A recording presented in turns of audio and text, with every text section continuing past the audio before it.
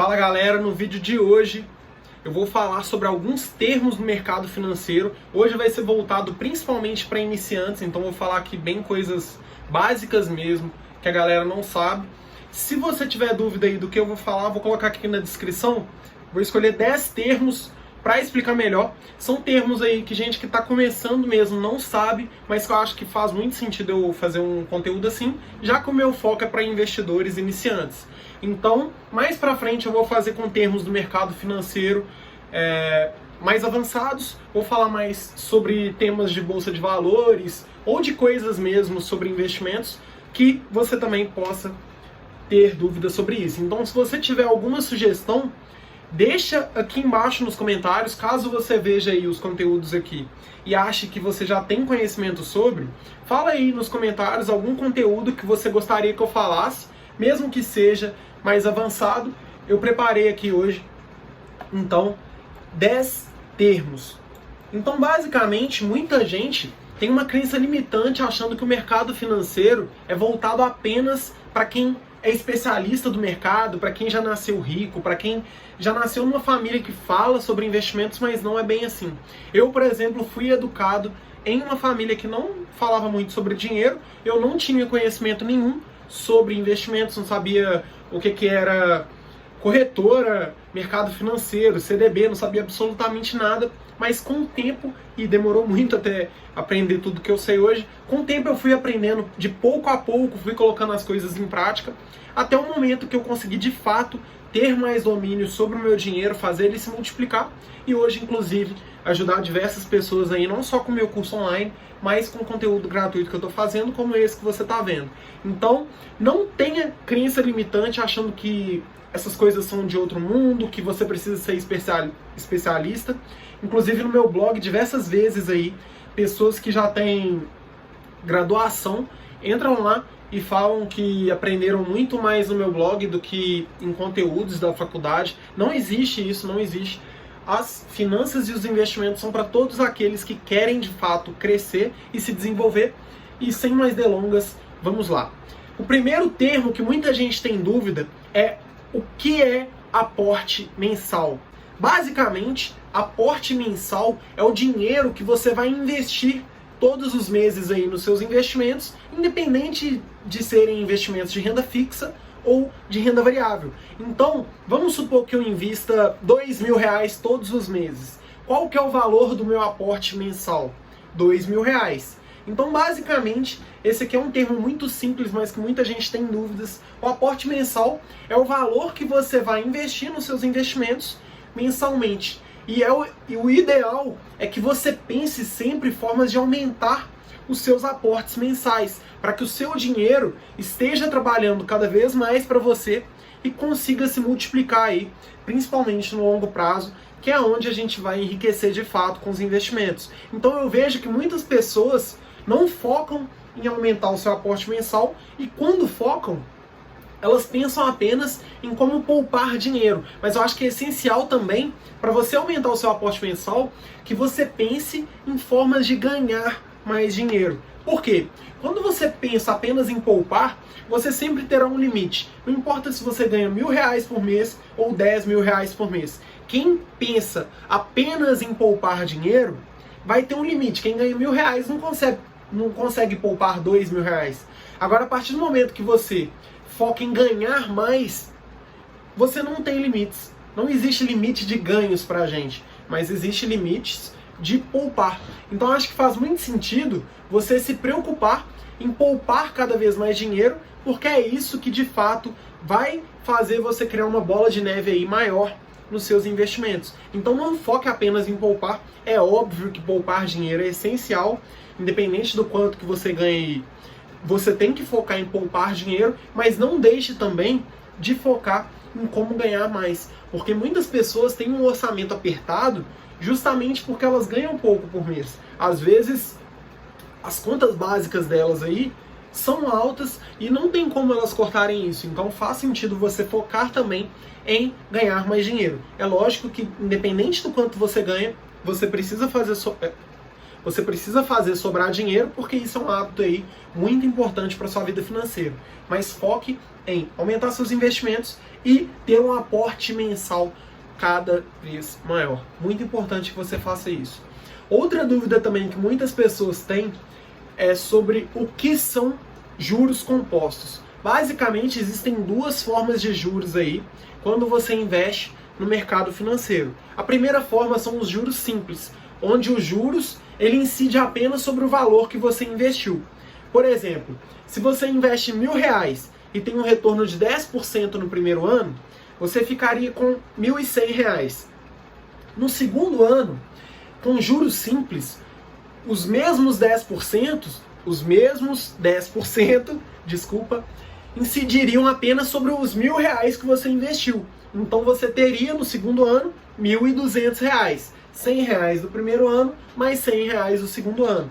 No terceiro ano, os 10% ao ano incidiriam novamente sobre os mesmos R$1.000 que você investiu no começo do período. Então você teria mais R$100, R$1.300. Então neste caso, caso você comece a investir R$1.000 e tenha um retorno de 10% ao ano, o seu dinheiro iria aumentar R$100 por ano. Quando a gente fala de juros compostos, a gente tem um formato de juros aí diferente e que vai fazer com que o nosso dinheiro trabalhe cada vez mais rápido. No primeiro ano, os 10% seriam o mesmo resultado dos juros simples. R$100, 10% de R$1.000. No segundo ano, ao invés do seu dinheiro render sobre os R$1.000, que é do começo do ano zero, lá de quando você começou, o seu juro vai incidir sobre o resultado do primeiro ano. Então, ao invés de ganhar R$100, você ganharia, nesse caso, R$110, que seria 10% de R$1.100. E assim, sucessivamente. No segundo ano, ao invés de incidir sobre R$1.200, incidiria sobre R$1.210. Então você ganharia R$121 a mais. O negócio é que no curto prazo, isso talvez tenha uma pequena diferença, mas a partir do momento que você leva isso para o longo prazo, a diferença fica gritante. Por quê? Nos juros simples, o seu dinheiro ele cresce em uma linha reta assim ao longo do tempo. Porém, nos juros compostos, ele tem um crescimento exponencial. A partir do momento que o seu dinheiro começa a trabalhar para você, os juros do seu dinheiro começam a gerar mais juros até do que o valor que você investe. Então é isso que de fato enriquece a gente. E é por isso também que você tem que ter um foco no longo prazo. Por quê? Para dar tempo dos juros compostos trabalharem sobre o seu dinheiro e fazer o seu dinheiro trabalhar para você. Então muitas pessoas ficam tentando ter resultados de curto prazo ao investir dinheiro, mas não entendem o funcionamento dos juros compostos e por isso não vão ver muitos resultados. Porque para você ter o seu dinheiro trabalhando para você, você precisa dar tempo para ele. E como que funciona aí a fórmula dos juros compostos? Basicamente, o que está exponenciando os ganhos aí na fórmula dos juros compostos é o tempo. Então é ele que vai fazer o seu dinheiro ter um resultado exponencial, ou seja, que quanto mais o tempo passa, ele cresce mais ainda do que um período anterior. É isso que vai fazer você enriquecer. Então a diferença de juros simples para juros compostos é essa. Enquanto nos juros simples, todos os juros vão incidir apenas sobre o capital inicial, aí, o dinheiro que você começou investindo, nos juros compostos, os juros começam a ter efeitos de juros sobre juros. Então o seu dinheiro começa a trabalhar de fato para você e isso faz com que você tenha cada vez mais dinheiro no longo prazo. Então quando você analisa, por exemplo, a fortuna de investidores como Buffett, que é o maior investidor do mundo, você vê que o dinheiro dele cresceu de forma exponencial. Então, nos últimos 10 anos, ele conquistou mais do que a metade do patrimônio dele, por exemplo. Por quê? Porque o dinheiro dele já se acumulou no valor tão alto que quando os juros incidem sobre os juros que já está rendendo, esse valor cresce de forma absurda.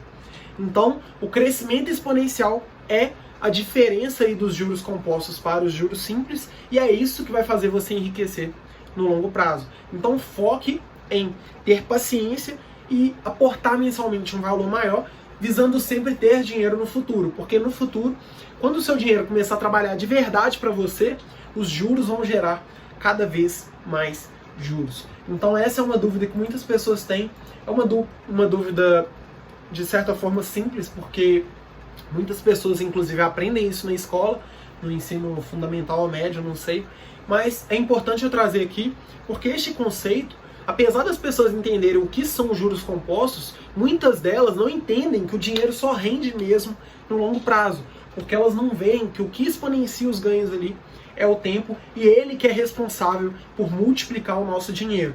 Então, esse foi o segundo termo aí. Toma cuidado com os juros compostos, porque são eles que vão te enriquecer. Tenha visão de longo prazo. O terceiro tema aí que eu separei para hoje. O que é Selic, Arthur? O que é taxa Selic? A taxa Selic é uma taxa utilizada pelo governo para controlar a nossa economia, principalmente a inflação.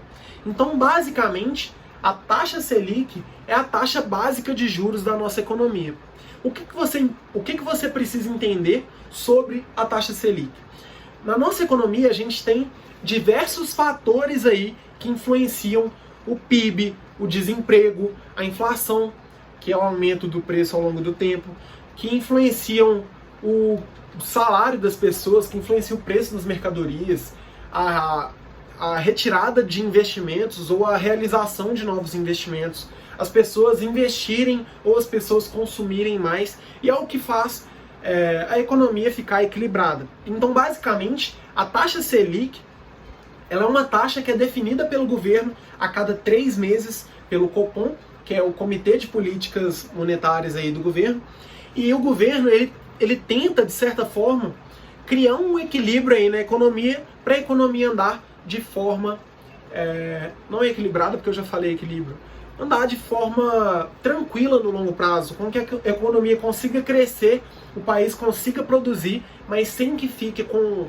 taxas absurdamente altas. E de certa forma, a taxa Selic também, ela influencia no potencial de poupar das pessoas e no tanto que elas querem consumir. Então, esse ciclo econômico acontece da seguinte forma: quando as pessoas veem que as taxas de juros estão muito altas, elas abrem mão de gastar o dinheiro no presente, porque elas sabem que ao investir, elas terão um valor maior no futuro.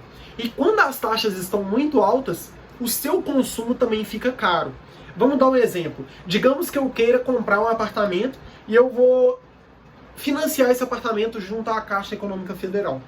Se a taxa básica da economia está muito alta, o meu financiamento ele vai ter um custo muito alto. Os juros que eu vou pagar todos os meses será muito alto. Por quê? Todas as taxas da economia trabalham em torno da taxa básica de juros.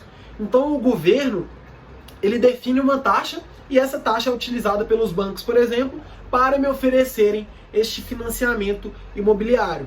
Então, a partir do momento que eu vejo que os meus juros vão ser muito altos, eu sou, como que eu posso falar?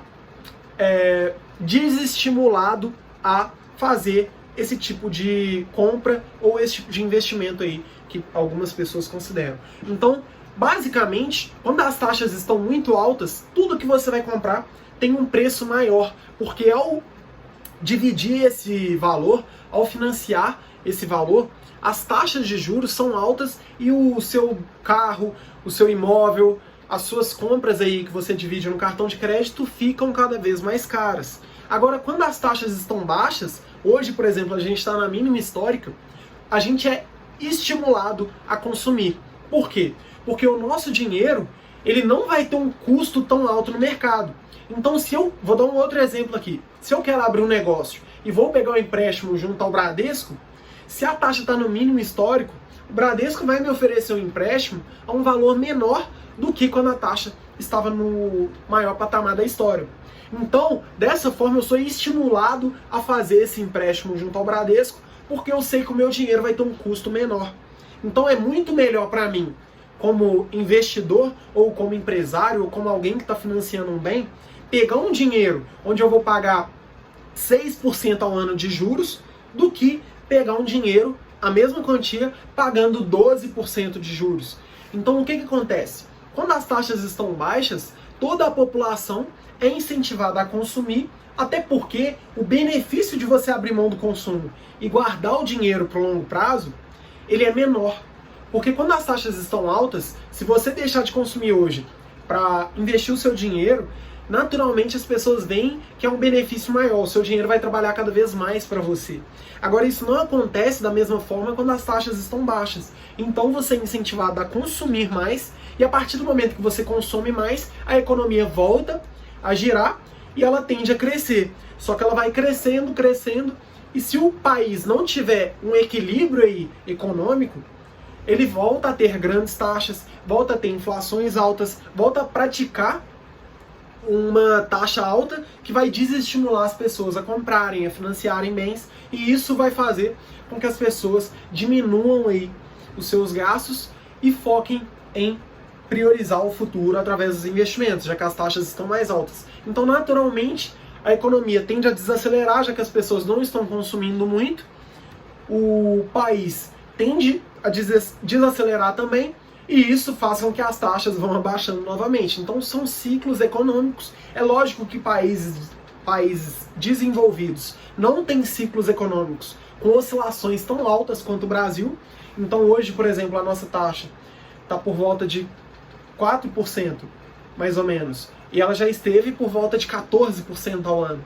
Então a gente tem que tomar cuidado com as nossas ações aí diante dos ciclos econômicos. Saber a hora certa de comprar um imóvel ou de financiar um bem. Saber a hora certa de priorizar os investimentos que você deve fazer para ter os melhores resultados aí, compatíveis também com esses ciclos econômicos, principalmente nos gastos. Eu acho que até nos investimentos, a tese de investimentos, as estratégias de investimentos você consegue manter, mas os seus gastos você precisa tomar cuidado, porque quando as taxas estão altas, o seu prejuízo aí, os financiamentos, os seus gastos vão ter um custo muito maior. Então acredito que é preciso ter mais cuidado. Esse foi o terceiro termo. O quarto termo. Arthur, o que é IPCA? O IPCA é o Índice de Preços ao Consumidor Amplo.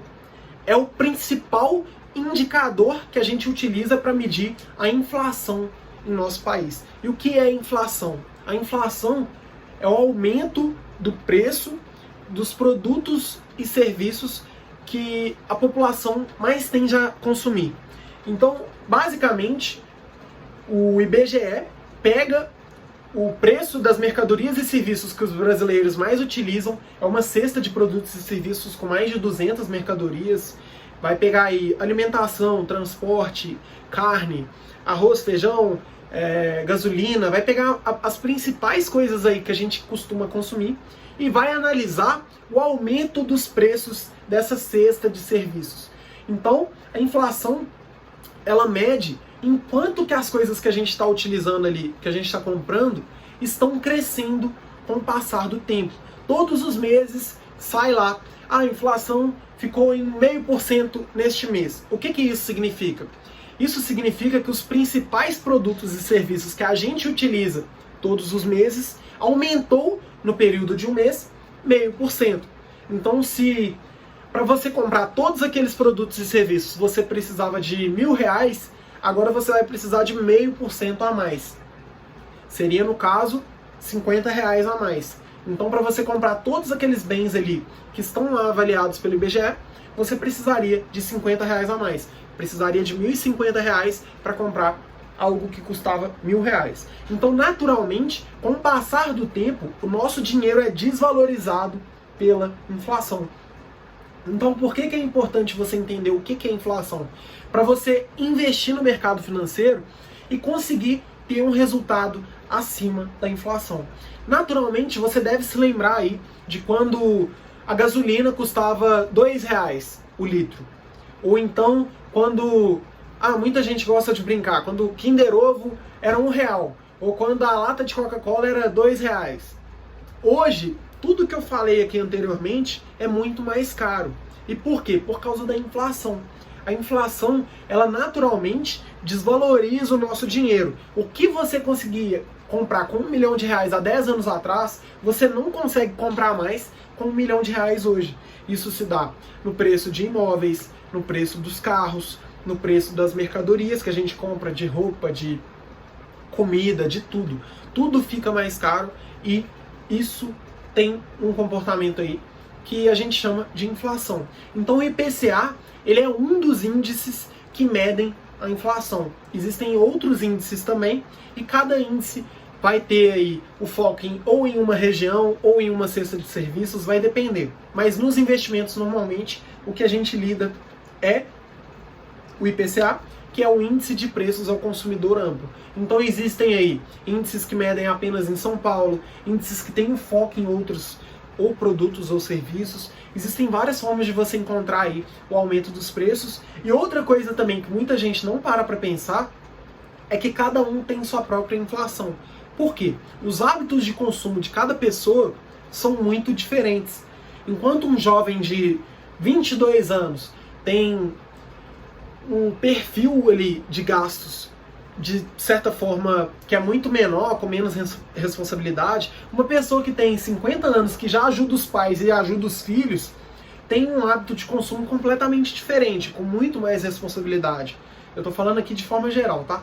Então, a inflação de uma pessoa que sustenta uma casa, que ajuda os parentes, que tem filhos, é muito diferente dos gastos que uma pessoa de 22 anos que é solteira e que mora com os pais tem. Então, cada pessoa tem sua inflação. Isso varia se você toma bebida alcoólica, por exemplo, se você é vegano ou se não é. São milhões, quer dizer, de comparações aí que a gente pode fazer entre os gastos de uma pessoa para outra. A inflação medida pelo IPCA é apenas uma inflação geral, é um índice de preços ao consumidor amplo, ou seja, ele analisa os principais hábitos de consumo, mas cada pessoa tem a sua própria inflação, já que o que você consome tem um aumento de preço que é diferente do que o que eu consumo. Outra coisa também, sobre os investimentos. Muita gente investe no mercado financeiro e tem resultado inferior à inflação. Ou seja, se você não investe ou investe e tem um resultado pior que a inflação, você está perdendo dinheiro. Porque como tudo que você consome está ficando cada vez mais caro, se o seu dinheiro não está se valorizando e cobrindo o aumento desses preços, naturalmente você está perdendo dinheiro, você está perdendo poder de compra. O seu dinheiro, daqui 5 anos, se você não investir ele não vai conseguir comprar as mesmas coisas que você consegue comprar hoje. Então, você terá simplesmente perdido dinheiro. Tem que tomar cuidado com a inflação, porque ela faz com que todas as mercadorias e serviços fiquem mais caros. Ela mede aí o aumento desses preços aí, melhor essa explicação. Então a gente tem que tomar cuidado. Esse foi o 4º termo. 5º termo. Arthur, o que é CDI? CDI é Certificado de Depósito Interbancário.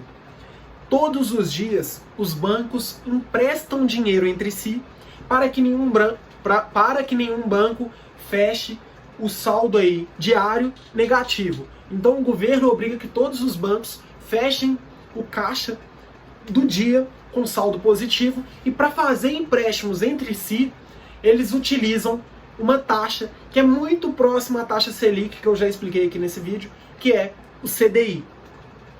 Ou seja, para os bancos não fecharem o saldo negativo, eles pegam dinheiro com outros bancos. E como esse empréstimo é entre bancos, é certificado de depósito interbancário. E ele acontece em empréstimos diários. Então, o CDI ele é utilizado em diversos investimentos que a gente faz também, mas naturalmente ele é uma taxa utilizada pelos bancos para fazerem empréstimos dia após dia ali, para fecharem o saldo positivo todos os dias. Então, o que você precisa entender? Que o CDI, ele segue muito próximo aí do que a Selic está dando. Então a taxa Selic, que é a taxa básica da economia, tem um valor, os bancos utilizam dessa taxa para emprestarem dinheiro entre si, só que o CDI é um pouco abaixo ali da taxa Selic. E no mercado, os bancos também podem captar dinheiro com investidores e oferecer empréstimos a investidores utilizando a taxa CDI também. Então é muito comum você investir no banco, por exemplo, tendo um retorno de 100% do CDI.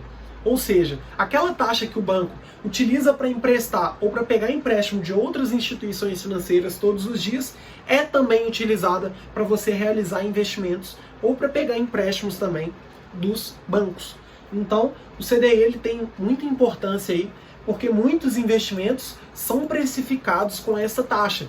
É naturalmente uma taxa muito parecida com a taxa Selic, mas que eu acho que pode ser até mais utilizada do que a taxa Selic. Então faz sentido sim você entender, se você não sabia o que era. Agora você sabe, é uma taxa que vai ser utilizada aí para investimentos. Então, tanto para você pegar empréstimo, tanto para você conceder empréstimos às instituições financeiras, você utilizará o CDI. Então, por exemplo, você abre lá sua conta na corretora, tem um investimento pagando 110% CDI. Ou seja, o CDI é uma taxa anual que é utilizada para você realizar esses empréstimos. Então, os bancos, eles utilizam a taxa do CDI, que é uma taxa anual, eles só modificam a taxa aí para ficar diária e realizarem estes empréstimos. Então, é mais comum até você encontrar investimentos precificados em CDI do que precificados em Selic, que é a taxa básica da economia.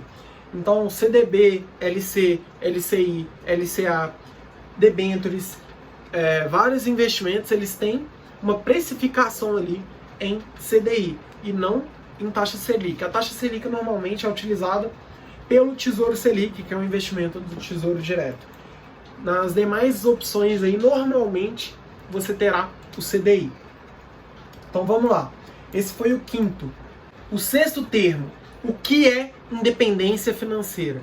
A partir do momento que você começa a investir no mercado financeiro, através do efeito dos juros compostos, o seu dinheiro começa a trabalhar para você.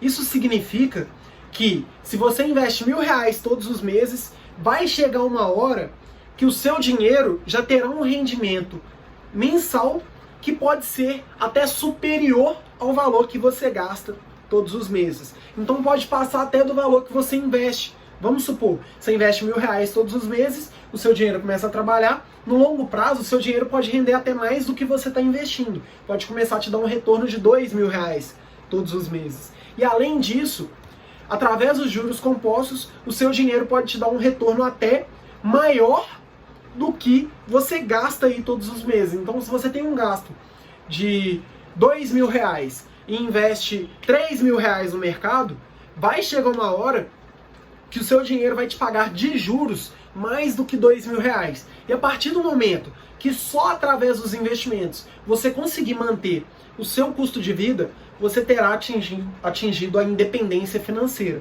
Então a independência financeira é a situação onde o seu dinheiro já rende juros que cobrem o seu gasto mensal. Então uma pessoa que gasta R$5.000 por mês, mas tem uma renda passiva aí dos investimentos dela que superam R$5.000, ela não precisa mais trabalhar para se sustentar. Então, se você não precisa mais trabalhar para se sustentar, o seu dinheiro ele já trabalha por você e consegue sustentar. Ou seja, você já atingiu a sua independência financeira. Então, a independência financeira é um momento onde você não precisa mais trabalhar, ou seja, você não precisa do seu trabalho para gerar dinheiro para você e custear o custo mensal que você tem aí, todas as suas despesas mensais. Então, naturalmente, quanto maior o valor que você investir, mais rápido você chega à independência financeira. E é muito importante também que você tenha compromisso de investir todos os meses, porque muita gente começa bem, começa lá investindo, vou investir todos os meses, aí passa um mês, agora esse mês eu tive mais gasto, não sei o que lá, aconteceu tal imprevisto, e acabam que não tem consistência. É preciso consistência e paciência para você atingir sua independência financeira. Eu particularmente ainda não atingi a minha, o meu dinheiro não trabalha custeando aí todo o meu custo mensal, mas estou caminhando para isso, continuo investindo aí para conseguir chegar num período aí, num momento, onde o meu dinheiro vai custear todas as minhas despesas mensais. Essa é a definição de independência financeira, e que apesar de muitas pessoas acharem que não está disponível aí, que não é fácil, que não dá para atingir, eu acredito que é fácil se você tiver visão de longo prazo. Então, se você quiser ter independência financeira em 1 ano, pode ser até impossível. Em 2 anos, 5 anos é difícil, muito difícil. 10 anos eu ainda acredito que vai ser difícil, mas a partir do momento que você focar em 20 anos, 30 anos, eu acredito que passa a se tornar mais fácil. Por quê? Com o passar do tempo, o seu poder de acumular mais dinheiro, de ganhar mais, também aumenta. Porque você vai ter mais conhecimento, vai ter mais experiência e tende a ganhar mais. É lógico que o seu custo de vida também vai crescer. Mas se você estiver investindo o seu dinheiro, os seus juros aí já começarão a cair na sua conta e você vai ter muito mais dinheiro para investir. Então, com visão de longo prazo, dá sim para atingir independência financeira, e é por isso que eu acho que se torna mais fácil. Então tenha uma visão de 20 anos, de 30 anos, que eu tenho certeza que você conseguirá atingir a sua independência financeira. Agora, se você já tem, Arthur, já tem 40 anos, talvez você já esteja ganhando bem e consiga, em pouco período aí, em pouco tempo, atingir a sua independência financeira. Mas isso eu acho que não é o mais comum. Vai depender do quanto você consegue investir, do quanto você consegue poupar também, e da onde que você está investindo. Então é lógico que a renda variável, num foco aí de longo prazo, ela vai ter um retorno muito maior do que da renda fixa. E isso vai facilitar que você consiga atingir sua independência financeira também de uma forma mais rápida. Então é muito importante você melhorar seus investimentos para atingir a sua independência financeira. Vamos lá. Sétimo termo. O que é FGC? O FGC é o Fundo Garantidor de Créditos. Ele é uma instituição sem fins lucrativos e que não é do governo, onde vários bancos, várias instituições financeiras vão depositando um valor que será destinado a cobrir eventuais dívidas aí, eventuais problemas que essas próprias instituições financeiras podem ter. Então, se um banco quebra, o FGC, o Fundo Garantidor de Créditos, é a instituição que irá cobrir a quebra deste banco. É lógico que o FGC ele não tem dinheiro para cobrir todas as instituições financeiras ao mesmo tempo. É como se fosse uma seguradora. Uma seguradora, como uma seguradora de carros funciona? Ela não precisa ter dinheiro ali no caixa, ter dinheiro no banco, para custear se 10 carros forem, se 100 carros forem roubados no mesmo mês. Mas ela tendo dinheiro para custear 20 carros e tendo um controle estatístico ali de quantos carros são roubados, ela consegue, com esse dinheiro dos 20 carros, proteger todo mundo. Porque não são todas as pessoas que são roubadas ao mesmo tempo. Então, basicamente, o seguro ele tem uma operação estatística, ele analisa ali qual que é a chance de cada sinistro acontecer, e tendo dinheiro para cobrir aquela estatística ali que ele analisou, ele consegue dar proteção para todo mundo, mesmo sem ter dinheiro para cobrir todo mundo. Então é isso que acontece com a FGC. Ele não tem dinheiro para cobrir todas as instituições financeiras, mas a chance do Banco Itaú quebrar, por exemplo, é mínima. Então, ele não precisa de cobrir o Banco Itaú, ele precisa de cobrir o Banco Neon, por exemplo, o Banco Inter, são bancos menores e que inclusive ele vai ter dinheiro para cobrir. E existem aí exemplos de bancos que já quebraram, em todos os casos o FGC cobriu esses investidores e naturalmente o FGC traz segurança para os nossos investimentos. Então vários investimentos do mercado financeiro são cobertos pelo FGC.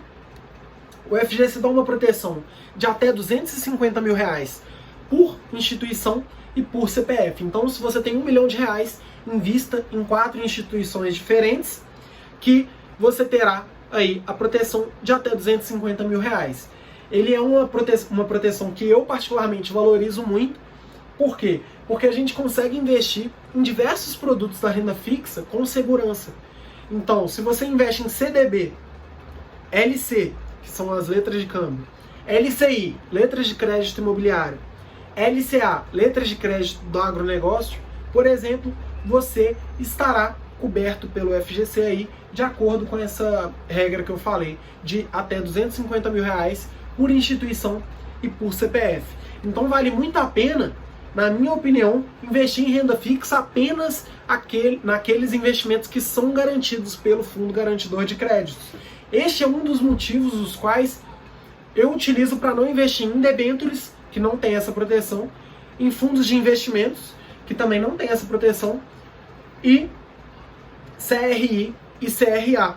Porque se eu quero correr um risco maior, eu vou direto para a renda variável. Eu evito correr um risco médio, que é tipo assim, você tem um risco maior, mas um retorno um pouco maior. Não, se é para correr risco, corre risco direito e tem um retorno direito. E na renda fixa, corra o mínimo de risco possível, de preferência até através do Tesouro Direto, e tem um retorno também que é compatível àquele risco. Mas você tem parte do seu patrimônio sem risco nenhum. Por isso que eu faço meu fundo de emergência, por exemplo, no Tesouro Selic, porque ele é o menor risco do mercado e eu consigo sacar aí quando eu quiser, sem me deparar com prejuízos, como eu posso me deparar no Tesouro Pré-fixado e no Tesouro IPCA+. Então, acho que vale muito a pena você investir na renda fixa apenas naqueles investimentos que são garantidos pelo Fundo Garantidor de Créditos, como os que eu falei aqui. Porque nos outros, você vai ter um retorno um pouco maior, mas vai correr um risco muito maior. Um risco que para mim é desnecessário, tendo em vista que se você quer correr risco, vá para a renda variável. Então, FGC é uma instituição sem fins lucrativos que oferece uma proteção aí às instituições financeiras que oferecem vários investimentos, que oferecem contas aí, essas contas mesmo que você tem nos bancos e te dá essa proteção. Próximo termo, o que é marcação a mercado?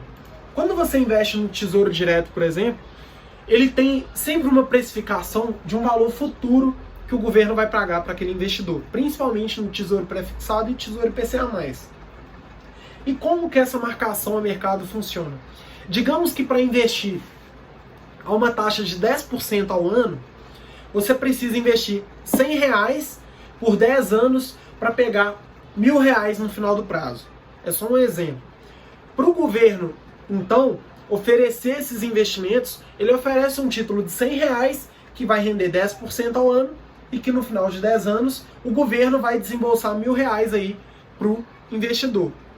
O governo ele não está se importando com as taxas de juros ao longo desses períodos, porque no final do período ele vai pagar os mesmos R$1.000. Então o que acontece se a taxa de juros sobe? O título de R$100 ele vai render muito mais e vai passar o valor de R$1.000 ali que o governo tem que pagar.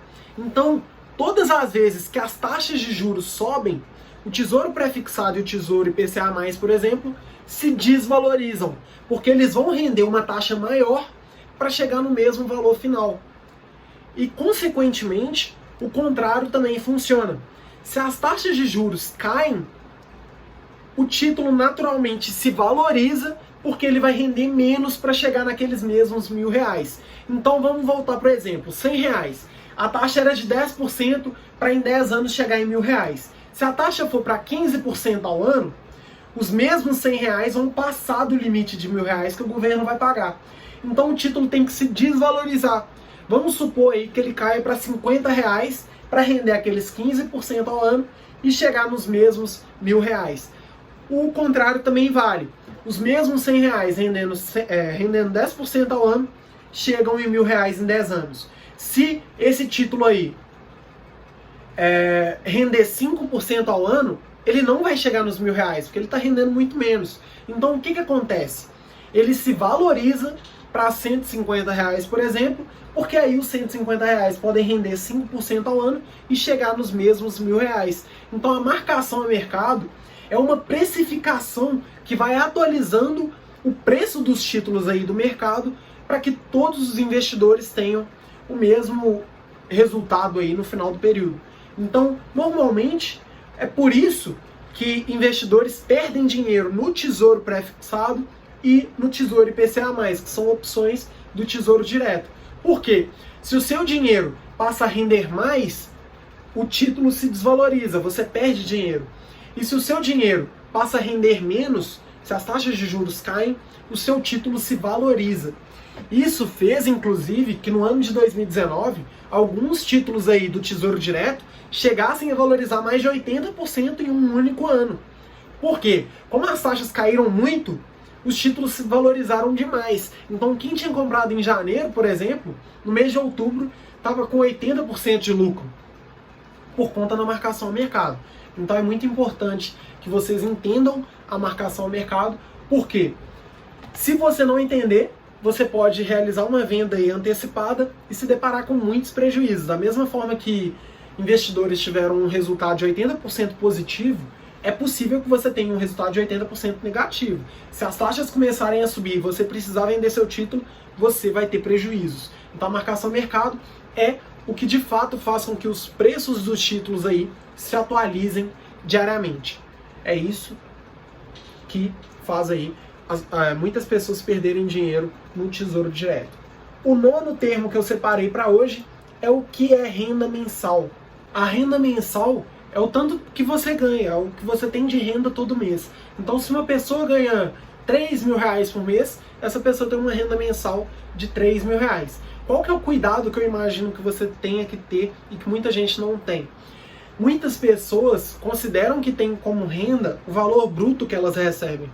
Então, quanto mais você ganha, mais você perde dinheiro aí pelos impostos e pelas taxas envolvidas aí nos seus ganhos, e menor é o valor proporcionalmente aí que entra na sua conta. Então, uma pessoa que ganha R$10.000 bruto, ela não recebe R$10.000 na conta dela. Então, acho que você tem que considerar a renda mensal o saldo líquido aí que cai na sua conta, o dinheiro que você ganha por mês, já tirando os custos dos impostos e as outras taxas que podem ter no seu recebimento.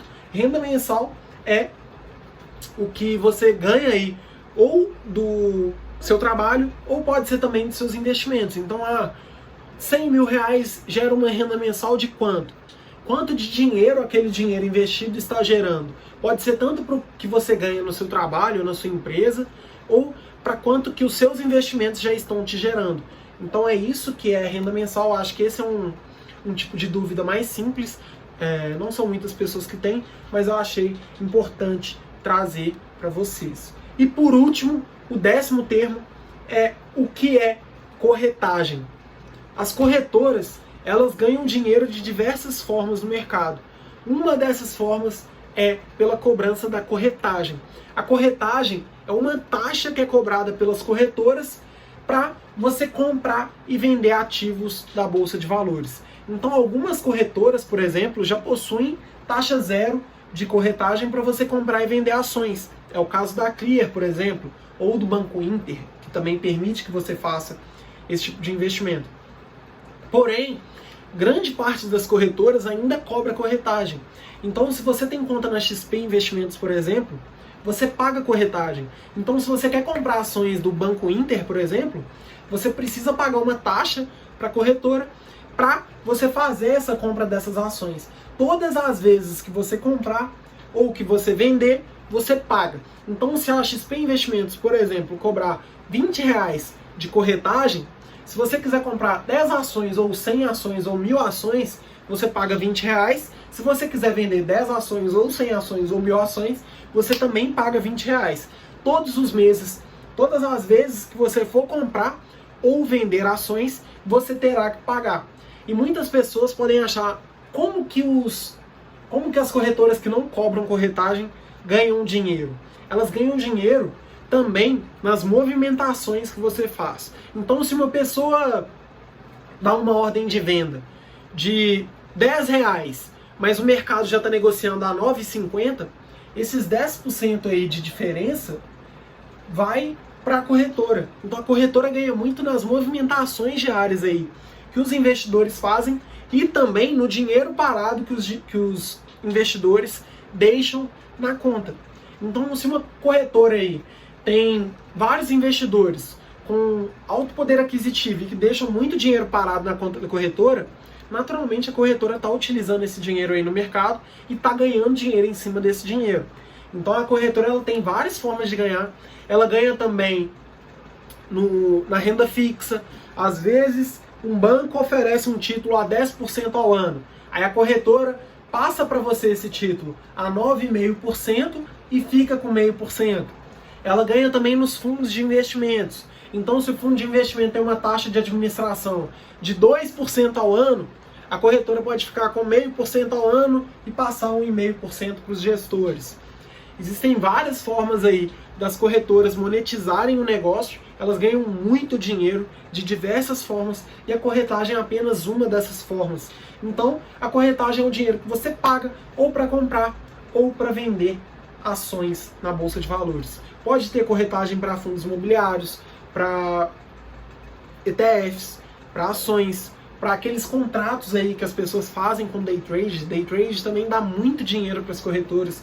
Então, às vezes a pessoa vai negociar ali mini contrato de dólar ou de índice, ou negociar soja, milho, várias coisas aí, opções, tem várias coisas que você pode operar também no mercado financeiro que as corretoras vão te cobrar uma taxa que pode ser uma taxa de corretagem. É uma taxa que a corretora cobra aí para você comprar e vender ativos na Bolsa de Valores. É uma taxa muito comum, mas que hoje, por exemplo, eu não pago e recomendo também que você não pague, caso você não tenha uma movimentação muito grande. Então, a pessoa que investe 10 mil reais por mês, não faz diferença ela pagar 10 reais de taxa. Ela pode escolher melhores corretoras ou com melhores atendimentos, ter um atendimento personalizado. Agora, você vai investir 1.000 reais por mês, para mim não faz sentido você pagar taxa de corretagem. Até porque todas as vezes que você for comprar, você vai ter que pagar. Então, se você for comprar no dia 5 e no dia 15, você vai pagar a corretagem 2 vezes. E para mim, não faz sentido, tendo em vista que já tem várias corretoras que não cobram para esse tipo de operação. Então, faz sentido aí para mim ter conta em uma corretora que não cobra corretagem. Inclusive, eu tenho conta na Clear e recomendo porque eu nunca tive problema, não ganho nada por isso. Então, corretagem é isso. E pro vídeo de hoje, o que eu separei de conteúdo foi isso. Eu sei que eu peguei bem básico aqui para alguns investidores, talvez esse vídeo tenha sido muito básico, mas foi focando mesmo nas pessoas que não sabem nada. Em próximas oportunidades eu vou trazer mais conteúdos aí, tanto sobre renda fixa, tanto sobre renda variável. Vou falar aí, já estou separando alguns termos, tanto de renda fixa e de renda variável, para fazer novos vídeos. Mas se você tiver alguma sugestão, manda aqui embaixo que eu vou explicar melhor aí em um vídeo como esse, para ajudar vocês aí a investirem cada vez mais, que esse é o meu propósito, levar a educação financeira para mais pessoas. E se você assistiu esse vídeo até aqui, se inscreve aqui no canal, ativa as notificações para você sempre receber aí quando eu fizer novos vídeos, e deixe o seu like também nesse vídeo. Muito obrigado mesmo. Não esquece de deixar o seu comentário com a sua sugestão sobre temas. Pode ser temas para outros vídeos, pode ser temas sobre termos também que você gostaria de saber, mas não sabe. E pro vídeo de hoje foi isso, galera. Muito obrigado mesmo por ter assistido até aqui. Tamo junto e até o próximo vídeo. É só o começo.